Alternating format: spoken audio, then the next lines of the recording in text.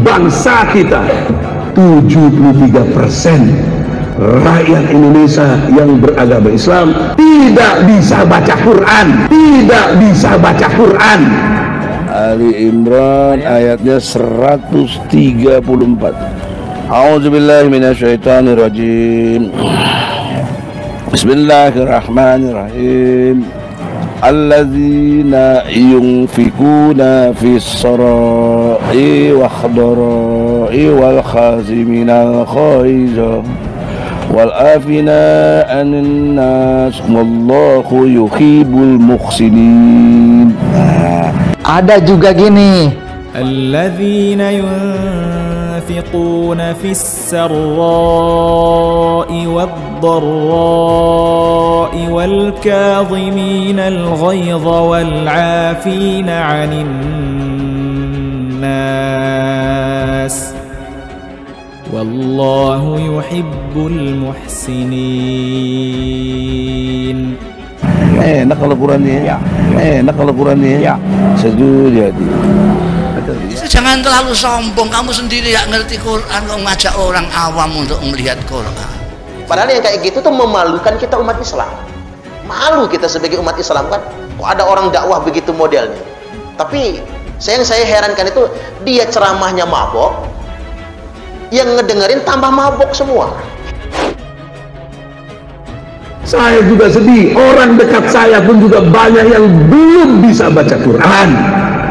Coba baca, yang keras. Fas'alu al-zikra in kuntum la ta'lamun. Fas'alu al-zikra in kuntum la ta'lamun. ada juga gini, fas'alu ahla dzikri in kuntum la ta'lamun. Masalah wujud Islam rahmatan lil alamin itu kita sebagai contoh. Dia nganggap dirinya paling pintar, dirinya paling hebat. Coba lihat gayanya itu kan, dia seperti orang suci kan. Kita dibohongi, itu bukan ulama kok. Dia aja ngaku-ngaku ulama. Ulama mana ada yang kayak gitu. Coba baca, yang keras. An-Nisa surat 4 ayatnya 148. Allah tidak menyukai perkataan buruk yang diucapkan secara terus terang kecuali oleh orang-orang yang disolimi, dan Allah maha mendengar, maha mengetahui. Ternyata yang dimaksud Al-Quranul Karim oleh dia ini dan sebangsanya, Quran terjemahan Kementerian Agama.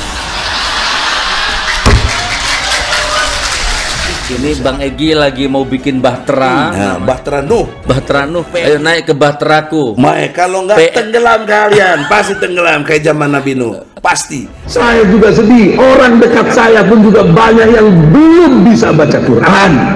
Saya akui, saya nggak pernah mondok. Saya nggak ngerti kitab. Mau kitab kuning, kitab gondol, kitab it, saya nggak ngerti. Emang gue pikirin. Buka surat Al-Isra ayat 176. Dengarkan.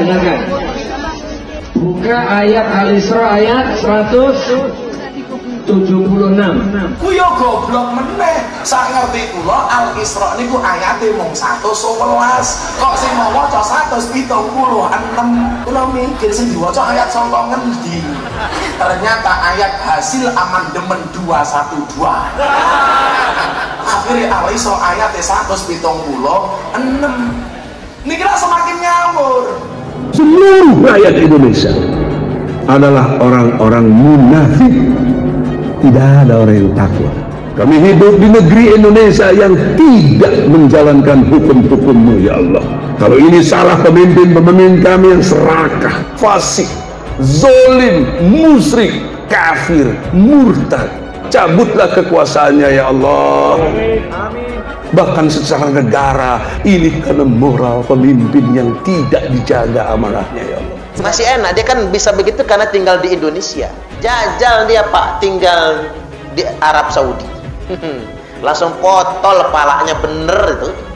Berani nggak dia di Arab Saudi teriak-teriak kayak gitu? Langsung dipancung palanya, yakin itu. Karena bugot itu namanya, mendelegitimasi pemerintah. Bagaimana mau mencegah keji dan mungkar situasinya? Orang kok tidak bisa baca Quran, tidak bisa baca Quran.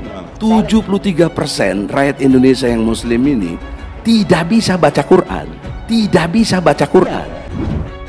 Aktivis hukum Egy Sujana menyebut 73% rakyat muslim Indonesia tidak pandai membaca Al-Quran dan 75% tidak menjalankan ibadah sholat. Lantas, kalau dia menjadi presiden akan membawa Indonesia yang lebih bertakwa.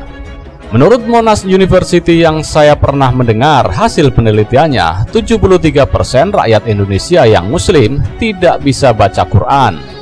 75% tidak sholat. Bagaimana mau mencegah keji dan mungkar? Sebut Egy dalam diskusi 2 CCTV One pada Minggu 31 Maret 2022. Egy menyebut bahwa peran negara dalam perspektif tugas pokok presiden ada 4. Pertama, menjaga tumpah darah rakyat Indonesia. Kedua, mensejahterakan umum. Ketiga, mencerdaskan bangsa. Dan keempat, menjaga ketertiban dunia.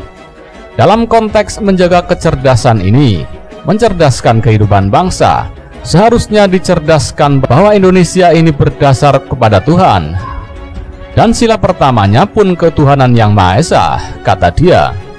Dalam topik puasa, haruskah rumah makan ditutup? Itu Egy mengatakan bahwa pada dasarnya suatu kehidupan harus didasarkan pada ibadah. Hidup kita ini harus berdimensi ibadah. Kalau orang sekuler atau orang barat memahami waktu itu time is money, waktu itu uang, jadi materialistik. Kita enggak, time is pride. Kita harus banyak ibadah kepada Allah, sambung Egy.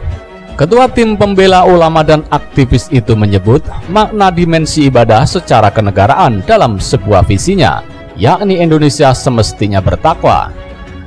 Secara kenegaraan, saya punya visi Indonesia ini mestinya bertakwa, jadi Indonesia bertakwa. Dalam perspektif Indonesia bertakwa itu di-cover dengan konstruk hukum ini sangat jelas. Pasal 29 ayat 2, kata dia lagi. Sesuai bunyi pasal Undang-Undang 1945 tersebut, Egy menjelaskan bahwa negara menjamin warga negaranya untuk menjalankan keyakinan agamanya, sehingga dalam perspektif itu Indonesia mesti bertakwa. Dalam program televisi yang membahas soal penutupan warung makan saat Ramadan itu, Egy menyebut negara harus menutup peluang terhadap segala hal kemaksiatan dan yang membatalkan puasa. Dan dia pun berandai-andai jika dirinya menjadi presiden akan mengatur masalah yang dinilainya simpel. Negara menjamin umat muslim untuk menjalankan ibadah puasanya. Tutup atau tidaknya warung makan saat Ramadan tidak bisa dikembalikan kepada selera dan masing-masing individu. Saya berandai-andai ya, kalau takdirnya saya jadi presiden, saya atur betul itu. Karena negara menjamin, pungkasnya. Bangsa kita 73% rakyat Indonesia yang beragama Islam tidak bisa baca Quran, tidak bisa baca Quran. Ali Imran ayatnya 134. A'udzubillahi minasyaitonirrajim. Bismillahirrahmanirrahim. Alladzina yunfikuna fis sarai wa khadarai wal khaziminal khaiza wal afina anin nas wallahu yuhibbul muhsinin.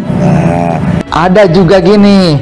Alladzina ينفقون في السراء والضراء والكاظمين الغيظ والعافين عن الناس والله يحب المحسنين. Enak kalau Qurannya, enak kalau Qurannya, sejuk jadi. Jangan terlalu sombong, kamu sendiri gak ngerti Quran, kok ngajak orang awam untuk melihat Quran. Padahal yang kayak gitu tuh memalukan kita umat Islam.